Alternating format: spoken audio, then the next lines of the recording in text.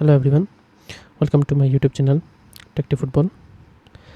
তো আজকের ভিডিওটার মূল টপিক হলো যে কেন মাদ্রিদ এত বেশি জিতে, সেগুলোর কারণ খুঁজে বের করা এবং তা নিয়ে আলোচনা করা। আমি মূলত 5টা কারণ খুঁজে বের করছি যে আমার মনে হয় মাদ্রিদের সাকসেসের পেছনে সবচেয়ে বেশি দায়ী। তার মধ্যে ফার্স্টটা হলো নেভার গিভ আপ মেন্টালিটি।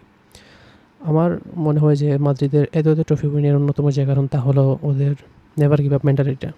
তারা কখনোই হার মানে না।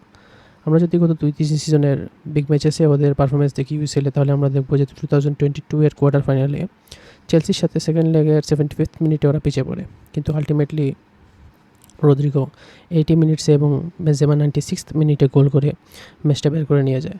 আবার ওই সিজনেই পিএসজির এগেনস্টে রাউন্ড অফ 16-এ মাদ্রিদ 2-0 ডাউন ছিল 60 মিনিট পর্যন্ত, কিন্তু আলটিমেটলি 18 মিনিটে বেনজেমার হ্যাট্রিক থেকে মাদ্রিদ ওই ম্যাচটাও বের করে নিয়ে যায়। সেম কাহিনী আমরা দেখতে পাই 2022 এর ইউসিএল সেমিফাইনালে ম্যান সিটির সাথে, যেখানে মাদ্রিদ 88 মিনিট পর্যন্ত 2-0 অ্যাগ্রিগেটে পিছিয়ে ছিল, কিন্তু আলটিমেটলি এক্সট্রা টাইমে বেনজেমার পেনাল্টি এবং ফুল টাইমে রদ্রিগো 2টা গোল থেকে ইউসিএল ফাইনালে উঠে ওরা। সেম কাহিনী আমরা দেখতে পাই 2024-এর ইউসিএলে বায়ার্নের সাথে সেমিফাইনালে, যেখানে 88 মিনিট পর্যন্ত মাদ্রিদ 1-0 ডাউন থাকে, কিন্তু আলটিমেটলি হোসেলু 89th মিনিটে একটা গোল এবং 96th মিনিটে একটা গোল করে 8 মিনিটের ভিতরে ম্যাচটা চেঞ্জ করে দেয়। সেম ইনস্টেন্স আমরা দেখতে পাই 2014-এর ইউসিএল ফাইনালে, যেখানে 93rd মিনিট পর্যন্ত মাদ্রিদ পিছিয়ে ছিল, কিন্তু 48 সেকেন্ডে রামোস একটা গোল করে মাদ্রিদকে ইকুয়ালাইজ করে এবং আলটিমেটলি মাদ্রিদ ওই ফাইনালটা জিতে 4-1। তো এইরকম ইনস্টেন্স মাদ্রিদের অনেক আছে। 2014-এর একটা কাহিনী বললাম, 2022-এর একটা কাহিনী বললাম, 2024-এর একটা কাহিনী বললাম। এরকম কাহিনী মাদ্রিদের অনেক আছে। টিম বদলে, প্লেয়ার বদলে, কিন্তু আলটিমেটলি ওরা কামব্যাক করতেই থাকে। এইসব কারণে মাদ্রিদ এইসব বিগ ম্যাচেস, ওদের এই মেন্টালিটির কারণে মাদ্রিদ এইসব বিগ ম্যাচে কখনোই প্রেশার ফিল করে না, যায় কারণে অন্য টিমগুলো অনেক বেশি প্রেশারে থাকে। আর সেকেন্ড যেটা কারণ আমার মনে হয় যে মাদ্রিদের এত সাকসেসে, সেটা হলো ওদের সার্ভাইভাল ইনস্টিংক্ট বলতে বোঝাতে চাইছি যে মাদ্রিদ যে কোনোভাবে সার্ভাইভ করতে পারে। আমরা যদি 2024-এর ম্যান সিটির সাথে ম্যাচটার স্টেট চেক করি, তাহলে আমরা দেখতে পাই যে ম্যান সিটি 33টা শট নিছে, এক্সপেক্টেড গোলস ছিল 2.59, কিন্তু আলটিমেটলি মাদ্রিদ 90 মিনিটস বা 120 মিনিট পর্যন্ত ম্যাচটায় ঠিক থাকে, কোনো গোল কনসিড করে না, আলটিমেটলি একটা গোলই কনসিড করে। তো আলটিমেটলি মাদ্রিদ ম্যাচটা জিতে যায়। আমরা যদি ফাইনালে চেক করি, তাহলে দেখবো যে ডর্টমুন্ড ফার্স্ট হাফে মেবি 8-10টা চান্স ক্রিয়েট করে, যেখানে 3-4টা চান্স একদম ইজি ছিল, কিন্তু আলটিমেটলি ডর্টমুন্ড স্কোর করতে পারে নাই। তো আলটিমেটলি মাদ্রিদ সেকেন্ড হাফে জাস্ট ম্যাচটা 2টা গোল দিয়ে বের করে নিয়ে যায়। তো মাদ্রিদ আলটিমেটলি এরকম প্রতিটা ম্যাচেই সার্ভাইভ করতে পারে, ওরা জানে কেমনে সার্ভাইভ করতে হয়, যার কারণে ওরা আলটিমেটলি ইজি ম্যাচটা বের করে নিয়ে যায় সার্ভাইভ করতে করতে। এখন যদি আমরা থার্ড রিজনটার দিকে চেক করি, তাহলে আমরা দেখবো যে থার্ড রিজনটা আমার যেটা মনে হয় সেটা হলো অ্যাডাপ্টেবিলিটি। আমরা যদি দেখি যে মাদ্রিদ অ্যাডাপ্ট করতে পারে খুব বেশি এবং খুব বেশি ফাস্ট অ্যাডাপ্ট করতে পারে ওরা, যেমন ম্যান সিটি, বার্সা, ওদের একটা ফিক্সড প্লেইং স্টাইল আছে, ওরা ওই প্লেইং স্টাইলটাই ফলো করে। কিন্তু আপনি দেখবেন যে মাদ্রিদ ম্যান সিটির সাথে 10 ম্যান ডিফেন্স নিয়ে প্লে করতেছে, কিন্তু লাইপজিগের সাথে আবার 10 ম্যান নিয়ে অ্যাটাকও করে ফেলতে পারতেছে। আবার সেম ম্যাচে ওরা 10 ম্যান নিয়ে ডিফেন্ডও করতেছে, আবার সেম ম্যাচে ওরা 10 ম্যান নিয়ে অ্যাটাকও করতেছে। তো মাদ্রিদ একদম ফ্রি ফ্লোয়িং, ওরা কোনো নির্দিষ্ট কোনো প্লেইং স্টাইল নেই। টিম দেখবে ওরা, ম্যাচের সিচুয়েশন দেখবে, ওই অনুযায়ী অ্যাডাপ্ট করবে, অনুযায়ী ফ্লেক্সিবল হবে ওরা। তো আলটিমেটলি এইসব বড় ম্যাচে এই গুণটাই ওদের অনেক বেশি বেনিফিট দেয়। কারণ বড় ম্যাচে আপনি যেমন দেখেন ম্যান সিটি, বার্সা, ওই ম্যাচগুলোতে ম্যান সিটি, বার্সা অনেক বেশি রিস্ক নেয়, যার ফলে একটা ছোটো ভুল বা একটা ছোটো মিস্টেকও ওদের অনেক বেশি কষ্ট করে, যা মাদ্রিদকে অনেক কম কষ্ট করে। তো অ্যাডাপ্টেবিলিটি মাদ্রিদের অনেক বড় একটা গুণ, যা বড় টিমগুলা সহজে ওইটা অ্যাডাপ্ট করতে নিতে পারে না, যা আমাদের খুব সহজে অ্যাডাপ্ট করে নিতে পারে।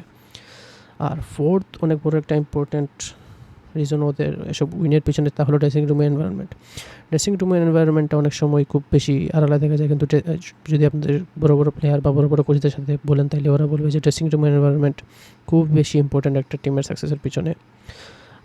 তো মাদ্রিদের যদি আপনি চেক করেন যে মাদ্রিদের যেই আসে সেই ভালো পারফরমেন্স করে।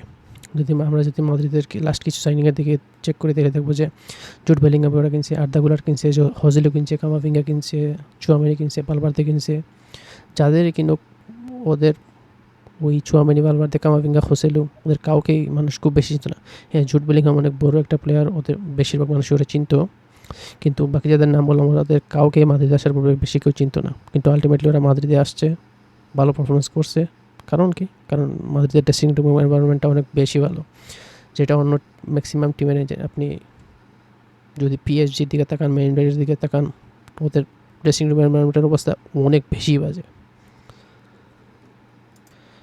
এখন আমরা যদি ফিফথ এবং মোস্ট ইম্পর্ট্যান্ট পার্টের রিজনের দিকে চেক করি, তাহলে সেটা হবে ম্যানেজমেন্ট।